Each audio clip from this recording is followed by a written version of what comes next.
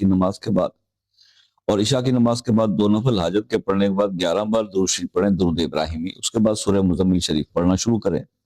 اور جب آپ پہنچیں آیت نمبر 7 پر، ان لک فی النہار سبحا طویلا، تو اس آیت کو آپ 313 بار پڑھیں.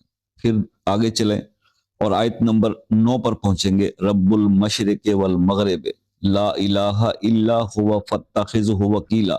اس آیت کے اوپر جب پہنچیں گے آپ تو وکیلا پہ رکنا ہے، آپ نے 313 بار حسبنا اللہ و نعم الوکیل پڑھنا ہے، صرف یہ 313 بار. اور اس کے بعد جب سورہ مبارکہ کو آپ ختم کر لیں گے، اینڈ پہ چلے جائیں گے، تو آخری آیت ان اللہ غفور الرحیم یہ جب پڑھ لیں گے تو پھر آپ نے 313 بار استغفار پڑھنا ہے. کون سا؟